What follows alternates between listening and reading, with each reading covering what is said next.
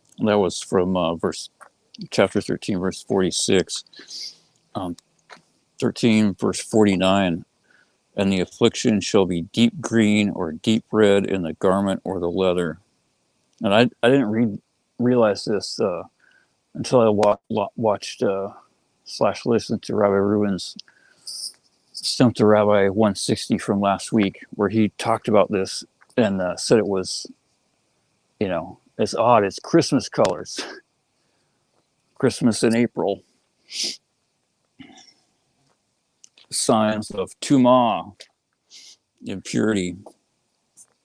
And the other, odd coincidence, which there aren't such things. The feds played Christmas music during the siege at Waco to try to psychologically torment the people inside. The feds surely screwed up pretty horribly, and they, at least a few of them admit that in the rundown that's in the description.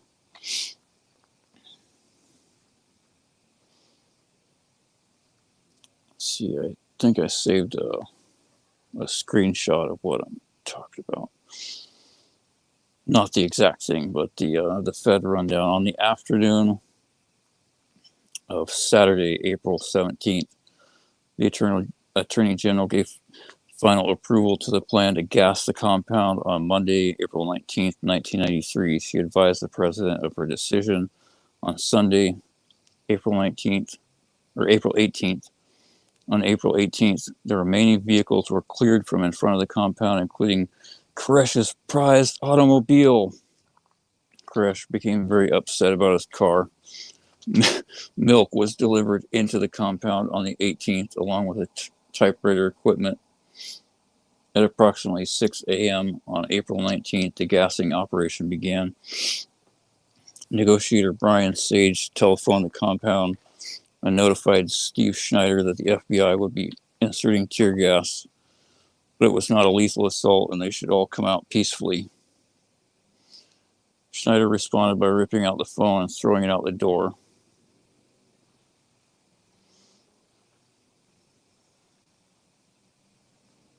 Everyone really screwed up pretty horribly. But no one more than Koresh and the rest of the adults at the Branch Davidian compound. I mean, you can't really blame the feds too much because it's the government. And, after learning some Torah, you'll understand that all it is it's God working through the wicked people. And the weird thing is, what usually ends up happening is two sides of wicked people clash and they murder each other. Usually one a little bit more than the other. Leviticus chapter 13, verse 52. He shall burn the garment. And then the commentary on verse 13, chapter 13, verse 59. This is the law. If one has Torah, they should occupy themselves with Torah study, because the Torah is a spiritual fire that purges impurity. And the commentary says, see the book of Numbers, chapter 31, verse 23. The last words are to declare it pure or to declare it contaminated, which suggests that the person who studies Torah absorbs the potential for purity, but the one who neglects it opens the door for impurity. I'm sure the people in the Davidian compound were reading a lot of something that probably had the words Holy Bible or something printed on the outside, but they were not learning Torah. That is for sure. They thought they were doing the right thing. They thought that's one of the weird things is like when the FBI negotiator was trying to convince people to come out after the ATF had screwed things up and pretty much lost the trust of everybody inside. The guy on the phone inside, one of the Branch Davidians, said, you can do whatever you want. You can kill us, whatever. These people fear God. They don't fear you. They're not afraid of you. And it sounds cool. Well, they didn't fear God. They didn't even know God. They had no concept what or who God is, because God is not a man. And there is no revelation in the New Testament. At least nothing that anyone wants to ever listen to or follow. The revelation, the entire New Testament is a revelation from the Tazria-Metzora, the other side of holiness, aka Satan.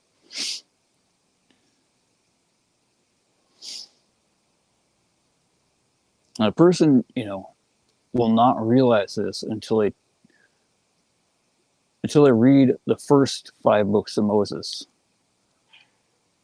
And, really, if your intent is to find the truth, you don't even need commentary to see that there's enough in there that contradicts the New Testament. There's no way the New Testament could ever be right, ever.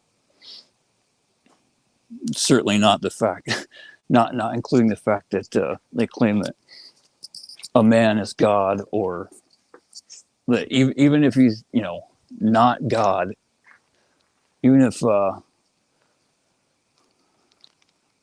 Messiah is not only coming once.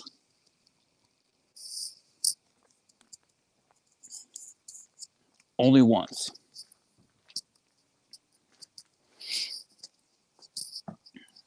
And like Rabbi Reuben said in the last Stump the Rabbi, what kind of a God can't save himself?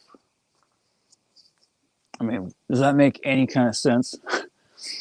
I haven't read much of the New Testament, thank God. But he said one verse a while back that Jesus tried to bring fruit from a fig tree or something, and he couldn't do it, so he cursed the tree. He said, what kind of God can't create something? That's not a God. That's a pathetic wizard.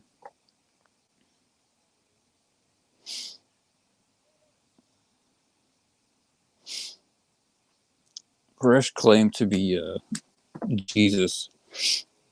And he said he had knowledge of the 7 seals of the apocalypse. But just like the dude that he claimed to be, he couldn't save himself either, or any of his followers.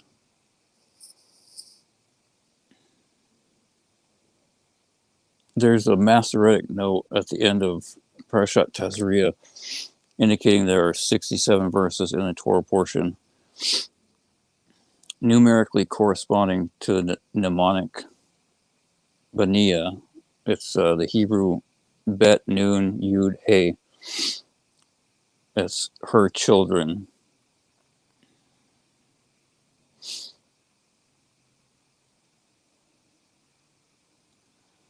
She bore evil seed.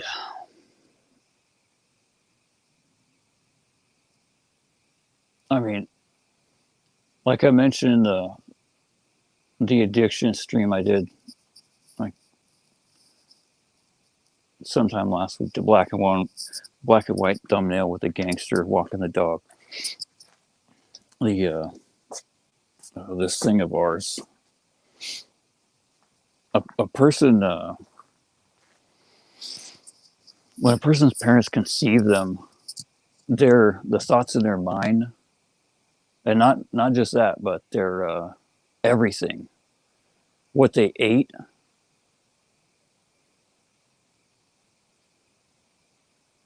everything, but especially the thoughts in their mind before and during the act or the point of conception, is a determining factor of what the base point of the child's traits and what their soul is going to be. The soul is brought down into the world. And so if both of them are only thinking of animalistic base desires and lusts, and half or all the time they're not even thinking about each other, they're thinking about someone else, or even if it's not like that, even if it's just they're thinking about God, quote, but not the real God. They're thinking about Yoshke. They're thinking about Jesus. Or they're thinking about whatever God they have in their head, and not the God of Israel. That rewards the righteous and punishes the wicked. It is merciful and slow to anger and abounding in kindness and patient. But he's also just and keeps his word. And one of his promises is that people that go against him will be held accountable for their actions. And ignorance is absolutely no excuse.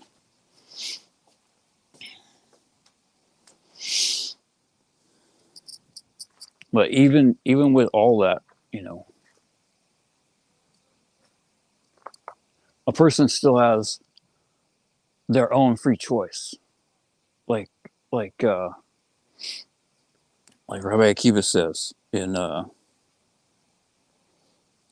Pirkei Avot. It's one of the end Pirkei Avot in towards the end of chapter 3.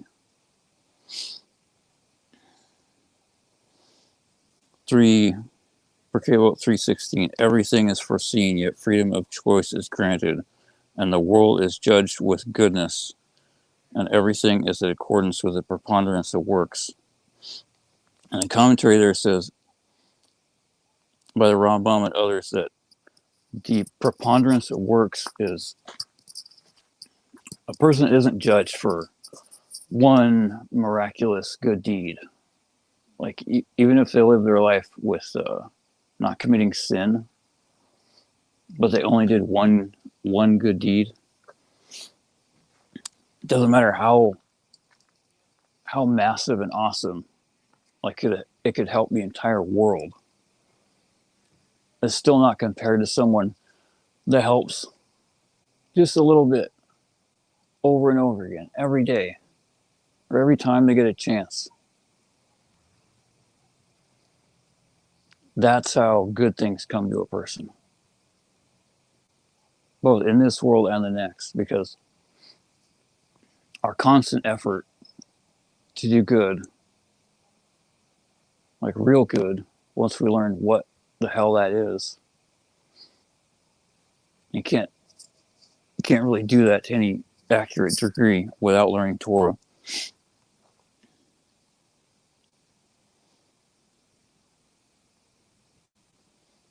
But once we do that over and over again, then more good things come into our hand. Which what the sages are talking about is more opportunity to do even greater good. And if we keep doing it, it keeps growing and growing and growing, until finally, not only have we lived our life doing like the little tiny good things all along the way, but we'll also we'll do the same great massive good deed that the other person would do, except we'll have all the accumulation along the way.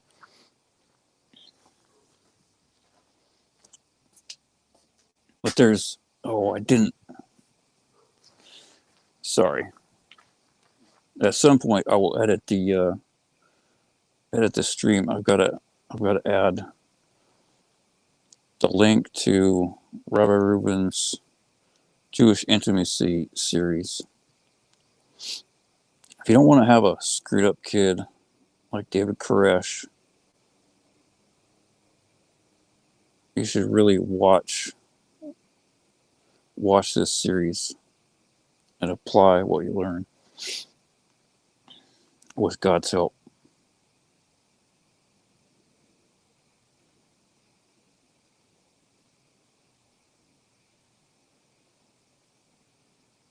Oh, I did. Baruch Hashem. Awesome. See, my brain is just scrambled lately. But yeah, watch the series. Because it will, even if you don't have a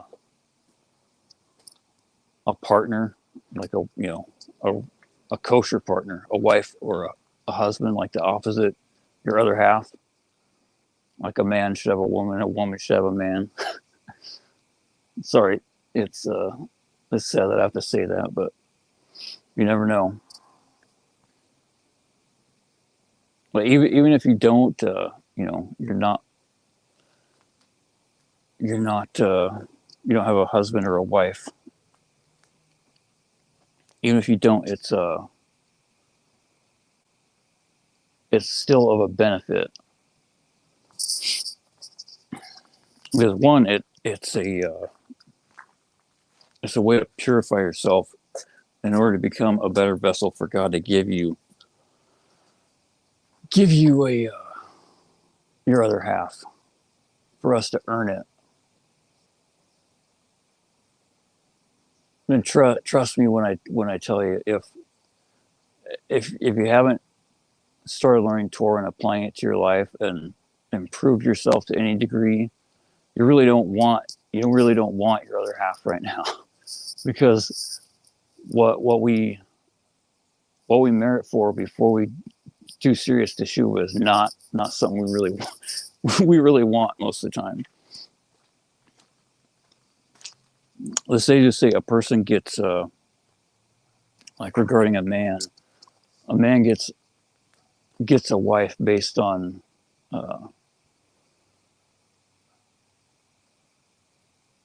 like how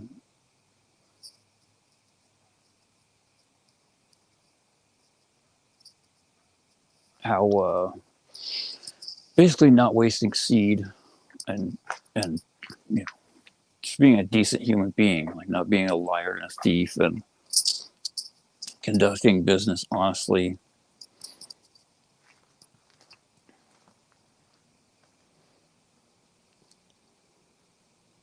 But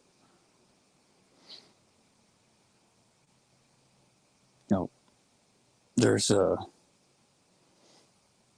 the end of these Parshat in chapter 15 is all about like what is commonly translated as issues of the flesh or like discharges, and then the laws of family purity, which the laws of family purity don't apply to non-Jews. But the concept of family purity applies to everyone. Like the reason behind it, which Rabbi Reuben talks about in the Jewish Intimacy series, it's to separate yourself from your animal desires and your base being controlled by your base functions of physicality.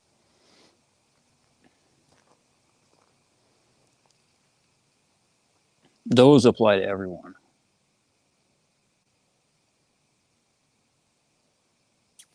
Especially people that want to have good kids and that want to improve the world.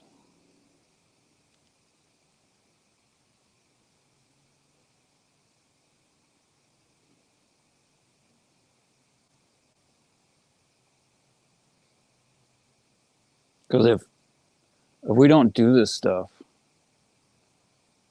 like with all our heart and do everything that we possibly can to get everyone else that we possibly can to do the same thing, it's going to really suck really bad. And, you know, it might, you know, there's a good chance it will not be that great anyway. But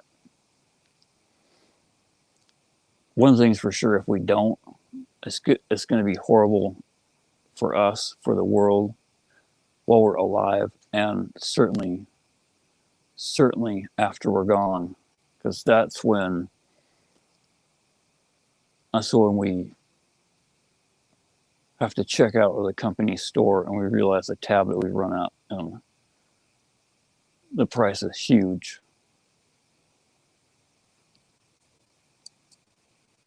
The store is open and the shopkeeper allows credit.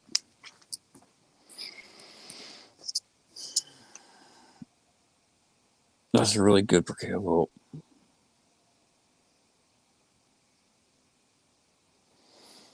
Bro.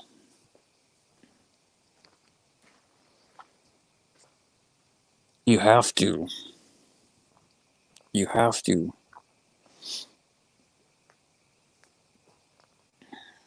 I don't know if you're still here, Cozy, but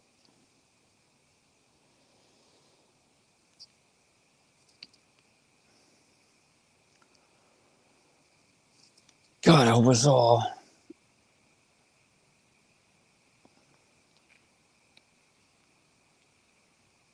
One thing I was thinking about earlier is if we paid attention when we opened the Bible, the Torah,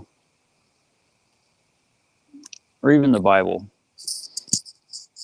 anything, just start in Genesis.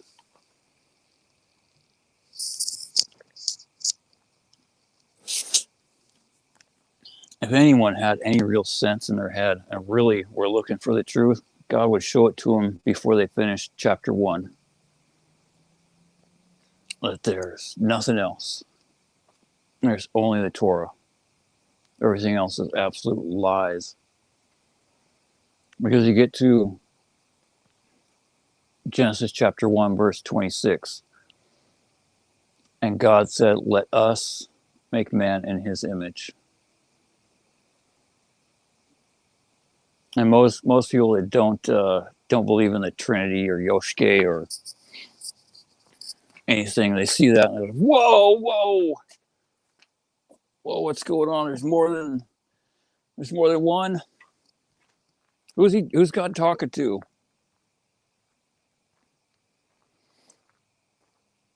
But there's, oh man, God, please forgive me. I can't remember the sage's name. But there's a sage who says God always hides the key to combat idolatry and heresy right close by. It's right there. And almost every place it's the very next verse, either one before or one after it. And Genesis chapter 1, verse 27. And God created man in his image. Not our image, in his image. And in case you think God has an image like you're thinking, he does not have an image.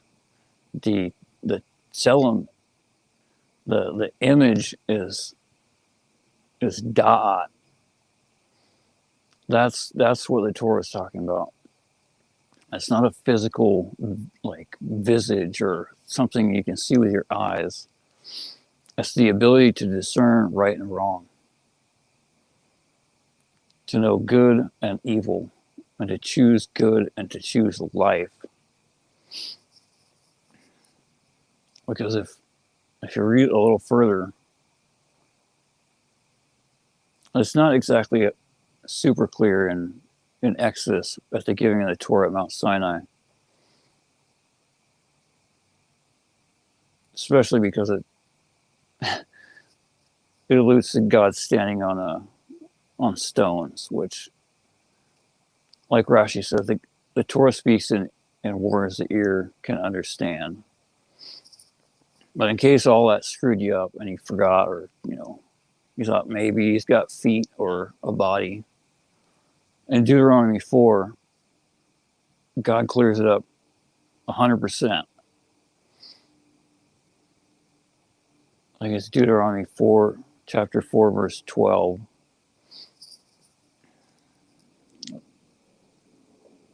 Basically, remember what you saw on Mount Sinai when I opened the heavens and you saw all that there was. You saw no form. All you heard was the voice of the words.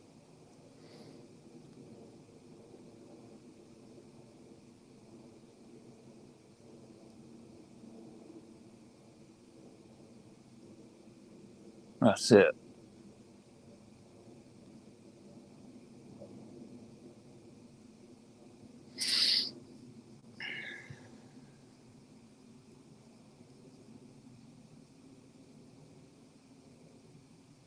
There's a recent lecture I was watching. I can't remember if it's the Stump the Rabbi 160 or the older Pirkei Avot. My brain's been like a scrambled eggs. But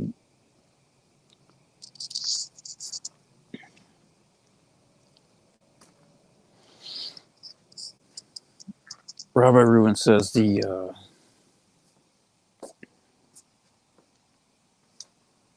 lies are very convenient and very easy, and they look like the truth to most people. And the truth is confusing, and it doesn't look like the truth, and it's hard, and you have to toil for it. Most people just don't want to work, at least not for the truth. Most people want to work for money, which is just a middleman for whatever else they want, that they fill the hole in their heart with. Just because someone hates money doesn't automatically make them a righteous person. There's a huge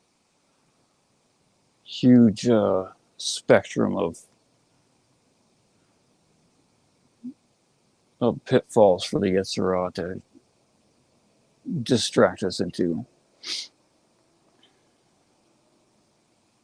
That's usually how he gets a lot of people once they start to see the truth, is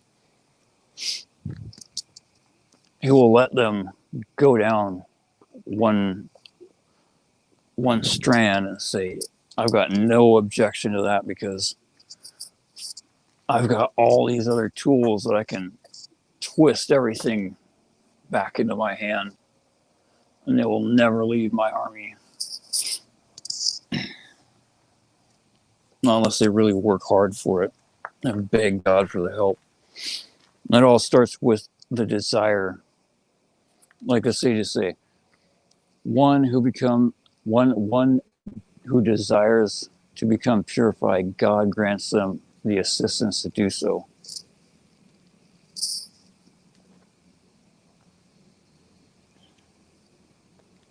And frighteningly, the opposite is true as well. One who desires to be impurified, whether they acknowledge that they want to be impurified or not, they also get divine assistance to become impurified. Person wants to sin, God lays a sin right in front of them.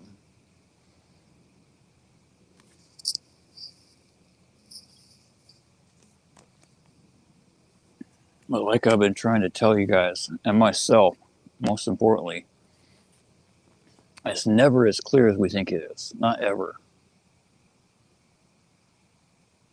And the only way to arrive at the truth is to fight for it.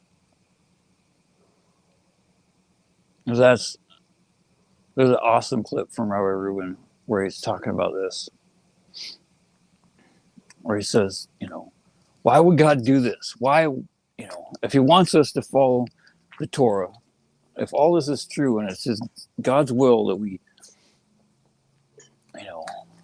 follow the Torah and follow his word, why does everything look so just insanely hard and confusing, and like you think you're doing something right and then you find out like half or all of it's all wrong, or you were doing it right but like not the right way? Why is everything just so screwed up? And he says, obviously God wants it this way.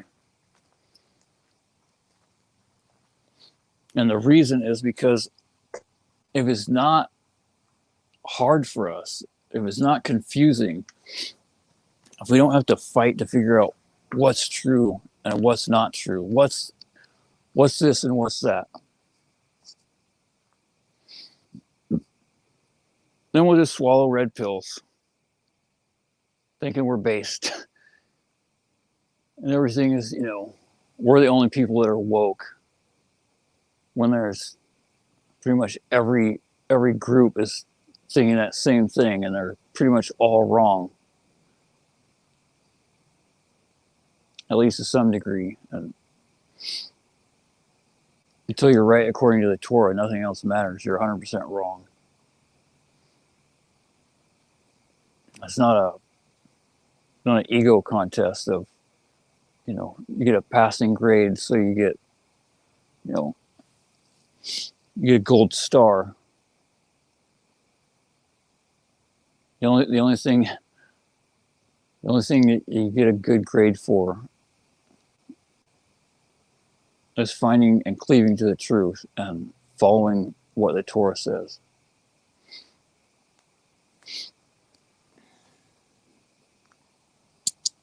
And it's not a gold star. It's not even $1 million or anything else. It is the best thing that God has. Hey, VP. Hope you're doing well. I'm not sure what my data is. My internet here is always different. That's all I know. I don't have unlimited. I don't have an unlimited cell plan. I think I've only done like 4 streams over cell service, but I try not to pay attention anymore to the bandwidth. It's all just it's nonsense. It's Yetzirah trying to mess with me. Because there's some times where I don't stream at all, and I don't upload many like transfer much data online. And then when I try to do something like download a shiur, download a lecture, it'll take like 14 hours. And so I'll just give up. That's what I was doing last year at the end of the summer. I was like, what is this? What is this garbage? Give me a break. I mean, I'm not even doing anything that, out of the ordinary here.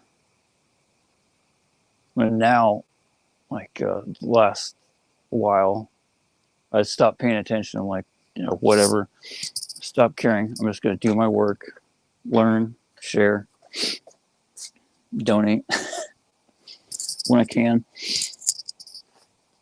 And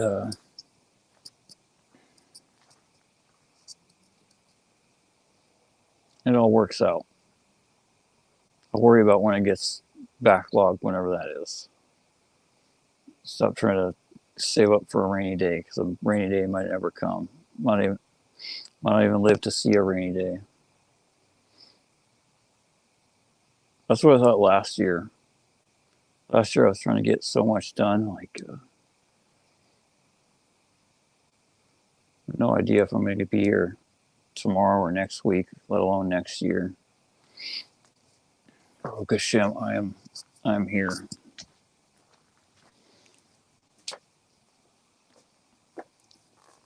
Since I'm just rambling now I have to share with you guys a miracle. I wanted to share it on Friday, but I just got too busy and sidetracked.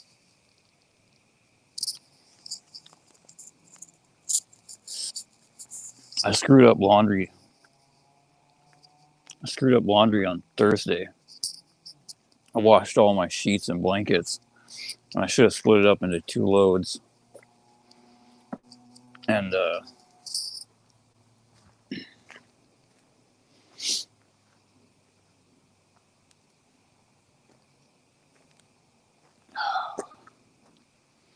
should have split it up into 2 loads. But I didn't. And something happened to the washing machine. No clue what, because I didn't look inside. I wasn't going to do that because that's dumb. If you want a miracle, you don't want to inspect anything too close, because then God has to make a real revealed miracle, and God's not going to do that. We don't have the merit for that. So I praised God's name as I was down on the floor in the basement with a bunch of little tiny shop rags and filling up a gallon of muddy water in a bucket. I was saying, Baruch Hashem, thank you. Baruch Hashem. Baruch Hashem. Baruch Hashem. Baruch Hashem. Because what else can you? You can get mad. You get mad, you gotta get down on your hands and knees and do some hard work. Or monotonous work that's kind of annoying. It was wonderful. It was amazing. God granted me the strength to get everything done, and even more than that. Got some more work done after that. Some real work. Not that wasn't real work, but more productive for other people anyway.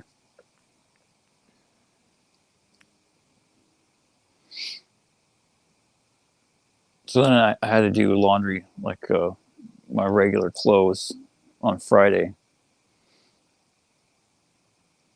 I prayed to God, please grant me a miracle.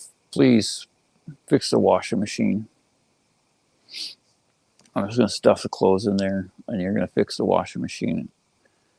And then I'm going to glorify your name, because you granted me a miracle. Even though most people probably won't think it's a miracle, and they'll probably just think I'm insane. But, I don't know if I'm insane or not, but God definitely granted me a miracle when He fixed the washing machine. Threw the laundry in there. Everything went just awesome. No leaks whatsoever. Laundry spun out, was dry. Threw it in the dryer. Woo! Baruch Hashem. God is so awesome. But we have to know who God is to understand that He's awesome. And that there's only one way to do that. At least after a while. I think I told you guys, at least people that have been here for a while, my early journey. I had no clue what I was doing other than I was scared to death. Scared to death of everything. COVID happened, and I suddenly realized that, if it's as bad as it looks, we're all toast. It's gonna just ruin the world, and people are gonna eat each other alive because the government's not strong enough to handle an entire planet full of people that are going insane, especially ones that are dope fiends for all their desires, like heroin addicts that most people become nowadays for food and entertainment and TV and every disgusting thing in between and outside of that.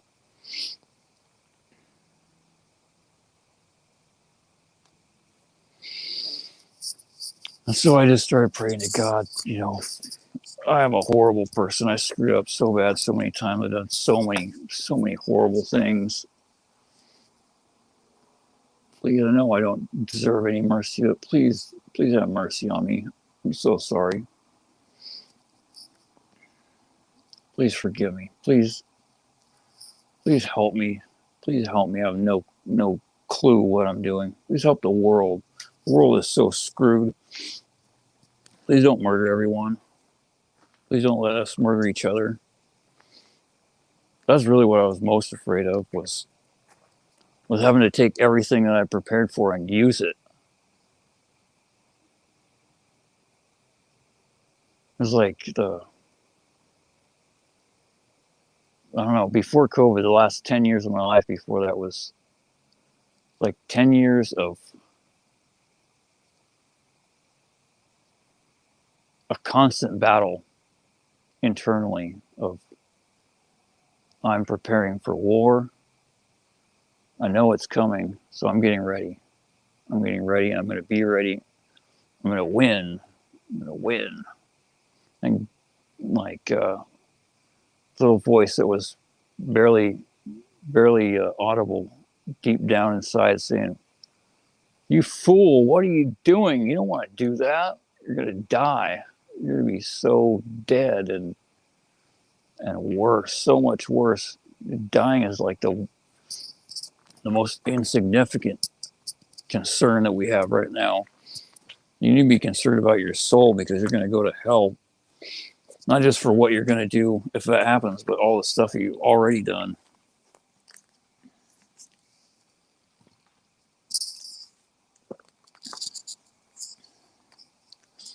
And so God certainly shows mercy on a person without anything, just with just their intent and a little bit of effort. It doesn't take much, but we have to be honest. We have to give it, a serious concerted effort, and we have to not take a step backwards. If we take a step backwards, and all that good stuff we got just gets sucked back up to heaven. God turns off the faucet. And we're stupid, so it takes us a while to realize that, hey, something's different. What is it? I'm not sure what it is. And one day you get that shock and a sinking feeling once you realize what is different. That God left you high and dry because you screwed up again. And not really, it doesn't even take much. Just not doing enough. Well, there's a certain point where God shows us the truth if we're looking for it, and we have to grab a hold of it. I was talking about this earlier this week. Back in the olden days, God had to make a literal miracle if a goy wanted to do teshuvah to any serious degree, and he had to, give some Jew a reason to, pop into their neighborhood so they could discover, something more than idolatry, or like some deranged heresy of God needs you, or, God created the world but he left, like the Greeks think, or, any random variation of anything that's not the truth of the Torah. God would have to make a miracle to make a Jew, an observant Jew, a Torah observant Jew, come pedaling his wagon of, whatever, sailing his boat into the harbor. And that's the only way that God had to show the Goyim that wanted to do teshuvah the truth. Nowadays, it's so much easier. everyone has a phone. Pretty much like 90% of the people on the planet have a smartphone. And all God has to do is just wait. He's waiting for all of us to really want the truth. Because then he'll make a miracle that no one thinks is a miracle. We'll be surfing the internet on some forum, and someone will just coincidentally post a link to some rabbi that speaks the truth, and we'll look at it and say, that's weird. I have no idea why, but I have this desire to click on this link of this rabbi, even though I'm not Jewish. I've never watched anything about whatever this is, but I'm going to click on this and watch it. And then you click, and then you watch, and you're like, that was kind of cool. I think I understood some of what he was talking about, and then, first mostly it's most of that confirmed my pre-existing bias, so I'm okay with watching some more.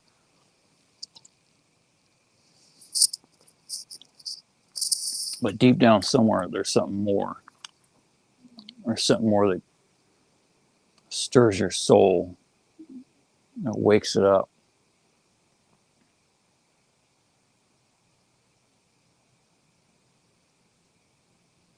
And then you watch a little more, and it wakes up a little more. And one day you hear something that's just, wow! Wow, this is the truth. And yet still there's that nagging feeling like, I didn't like that. I didn't like that he said. I didn't like that. I don't know. I don't agree with that. I'm not sure if the sages got that right.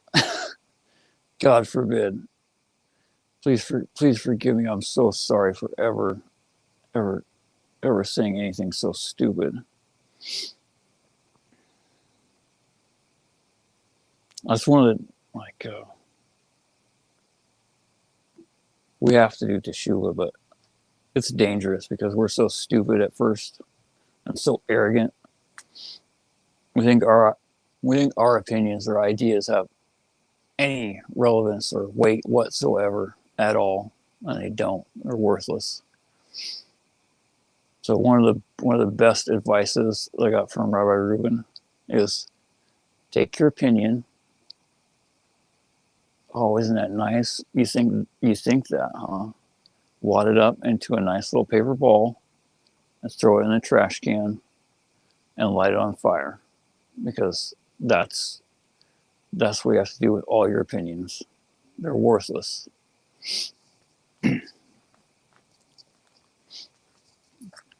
Because you haven't toiled for the Torah. I haven't toiled for the Torah. We have no clue whatsoever. I worked a little bit for the last year or so, trying to do what some of the sages say is, if you want real Torah, you have to kill yourself for it. You have to be willing to die for it. So I might have taken that, more extreme than most people do, but Baruch Hashem seems to work pretty well. I try to push myself as hard as I possibly can because I want as much as God will give me, and as I have the merit for. With His help, I'll use it the right way.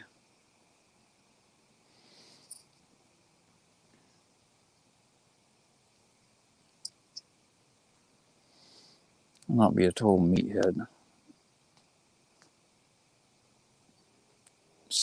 / moron. Most importantly, not be an arrogant fool.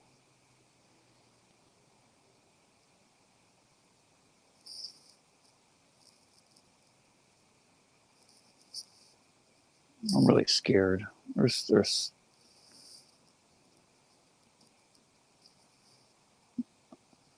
There's so much I need to do that I haven't done yet and been putting off. Most of it's not that hard, but there's one thing that I haven't really been I have been putting it off. I've been beating around the bush, and I don't want to do it. I've been trying to do it in a not doing it way. If that makes any sense, but I don't think it really works.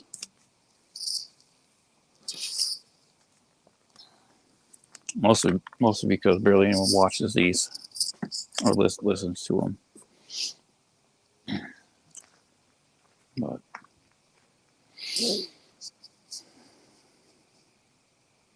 my job is not to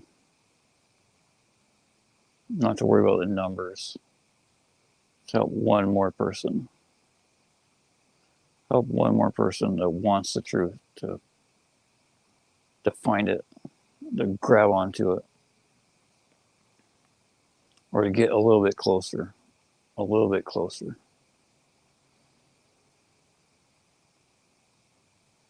The tendency is for a person to want to help everyone and spread themselves so thin that you wake up one day and you've neglected all the things you could have done trying to spread yourself too far. And you could have helped a few people or even one person instead of a million or 100,000 or 1,000 or 100 or 10 that really weren't looking for the truth. At least not that hard. It was going to take a lot more effort.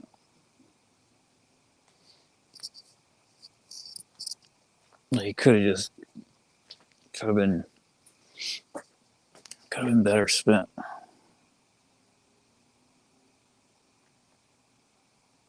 Sorry I waited so long, guys.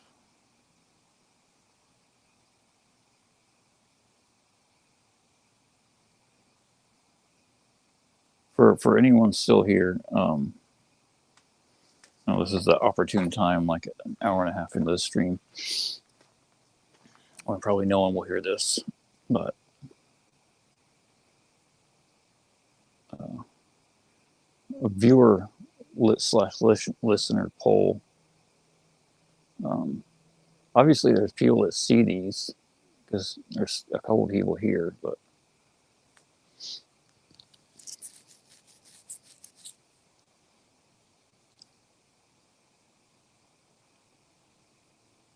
I don't know.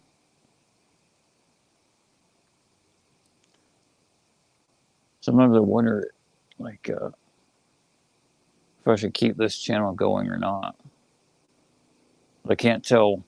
Like Cozy's comment on another video sounded like it was the first thing he'd seen on this channel for I don't know, however long. I don't know if I figure it's most likely YouTube is shuffling me into a backwater.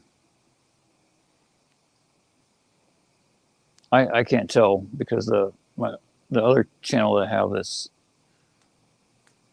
to see see what's going on. I'm not subscribed to anyone else, so they can't shuffle anything anywhere. There's nowhere to hide. Nowhere to hide anything.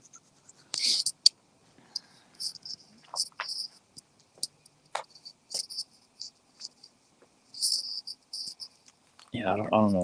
I'm not sure what I'm getting at. I guess how hard do you guys have to search to find these? I guess that's what I'm getting at.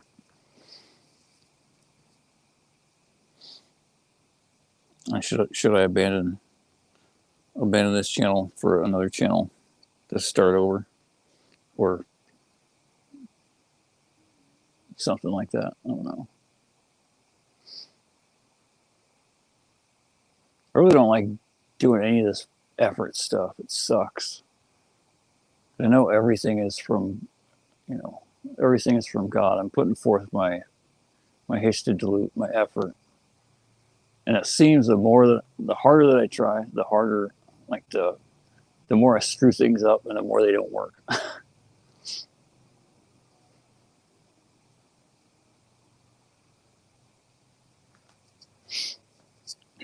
At least that's the way it seems to me. I put a bunch of effort into like pre-doing streams and then filling a bunch of tags for SEO and like making a fancy thumbnail and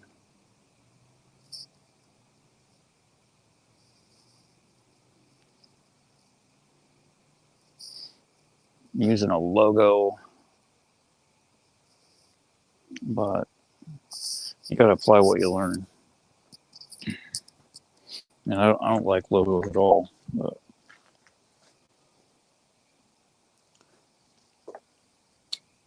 I wouldn't do it if it wasn't from the Torah. If Rabbi Reuben didn't say that that's a teaching from the sages, that when you help people get closer to God or do anything good, you want to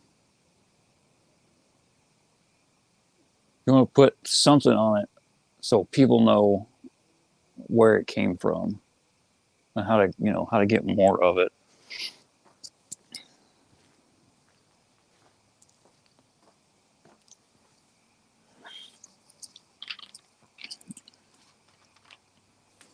I'm not sure if that's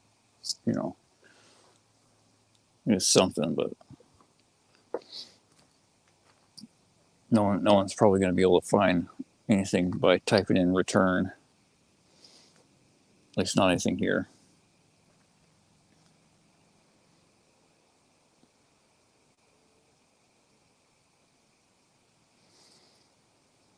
Oh, it's this week's Torah portion is another double header. Parshat Akrimot and Kedoshim.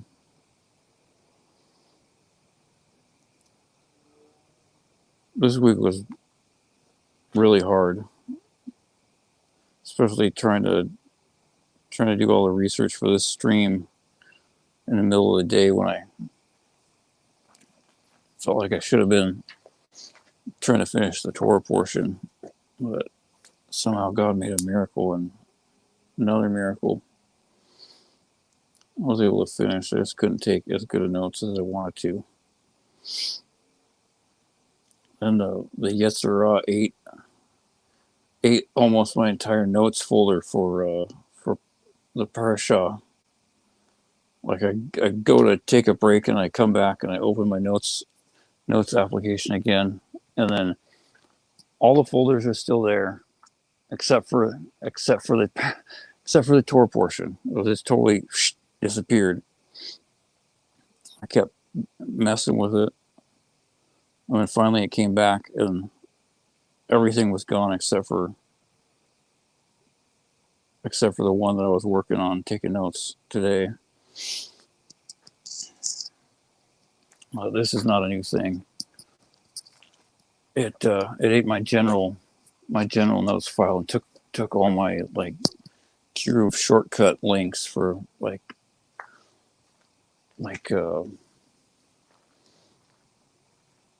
different lecture playlists and stuff.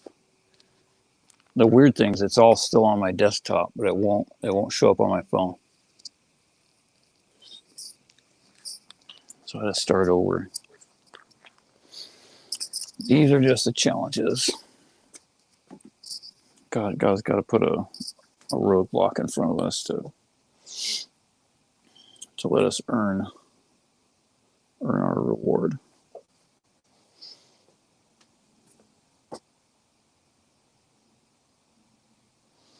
It's getting kind of late. I've been going on for a while. I'm not sure if I have anything else to say. poured it out a little bit. For anyone else that gets this far, don't wait forever.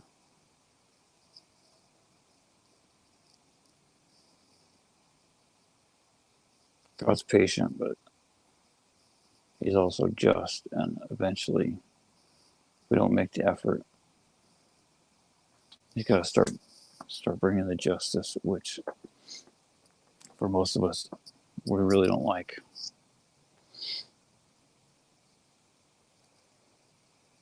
So beg him for help.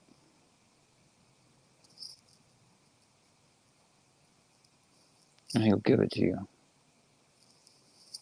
And run as fast as you possibly can towards the truth.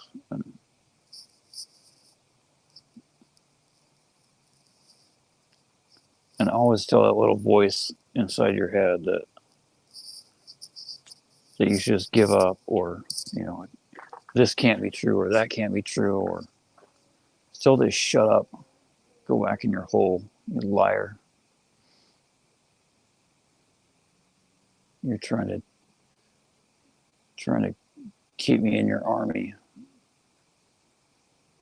and I'm going to break free. I'm not going to fight for you anymore.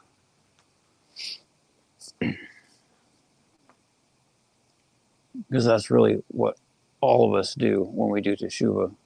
We go from being a soldier in the army of Satan, quite literally, especially people with a large online presence, or even just a few friends, or we've committed so many sins that we're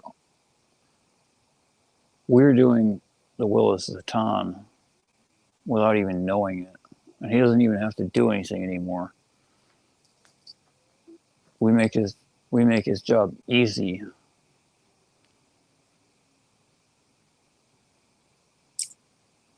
And then when we do Teshuvah, we start to get cleaned up, and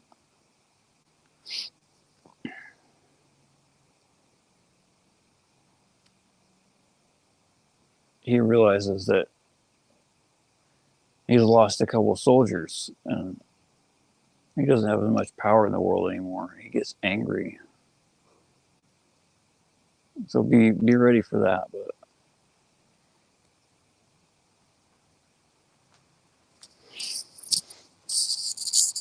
one who comes to be purified is granted the assistance. That's the important thing. That, and God never gives anyone a test that we cannot pass.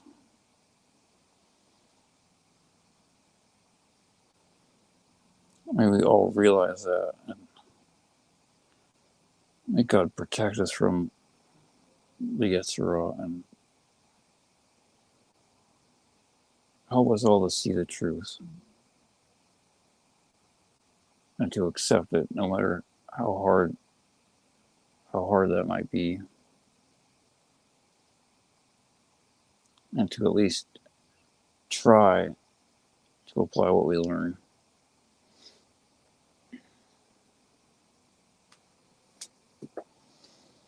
With a great deal of God's help.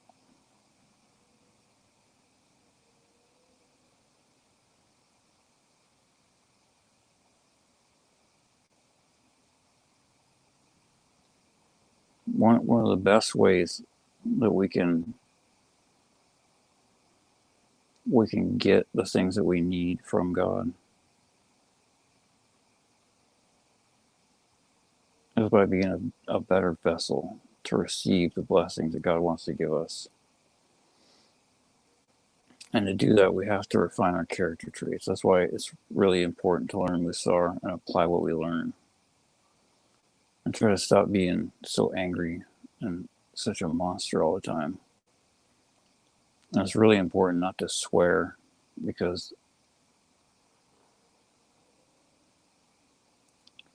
God gave us a tool where we can get anything that we need in this world. And if we pollute that tool by lying, by swearing, by cursing, just in general, and life, which really, when you think about it, it's really cursing God, because all the things that we're angry about, they're from God.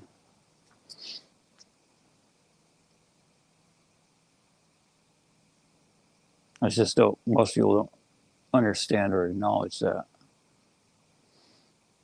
So it's important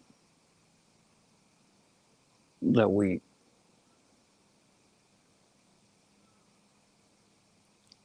make ourselves, but just as important, we make the vessel that we use to ask God for what we need as clean and as holy as possible. It definitely takes a lot of hard work, and it's not going to happen overnight. But once you understand how important it is, then you start. It's like visualizing in your mind that every time you get visibly angry and swear, or even just casually swear, that's even worse, because you've let the anger and horrible character traits corrupt yourself to such a degree where you basically act like that just as a base state, like a baseline.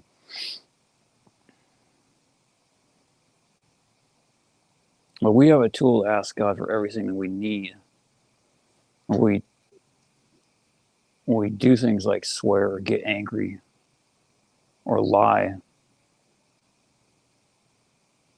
it's like, if you've got a job, just imagine, like, every time you do one of those things, you're taking a hatchet to your paycheck.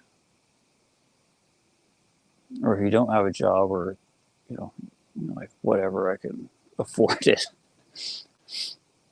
you're taking a hatchet to your leg, or your hand, or you're eating poison. That's literally what it's like. We destroy our own blessings.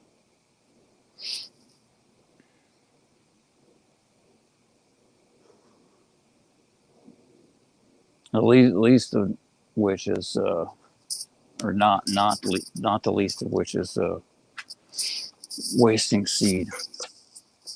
That's probably the number one place to start.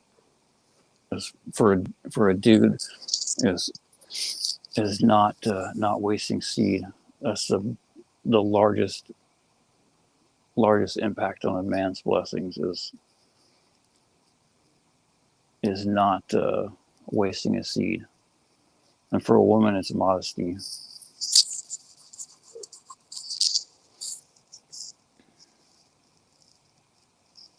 But after you've got those down to where they're somewhat manageable, you gotta get the rest all the way there, because otherwise you're like trying to collect water and you got like 50 holes in the gutters, running around with a spoon.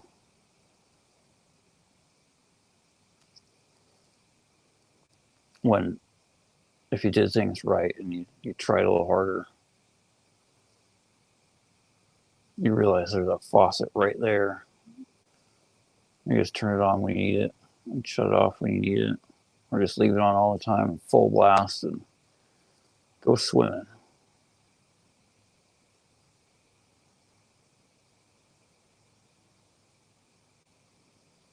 So wonderful. Talk to you guys later. Have a good night.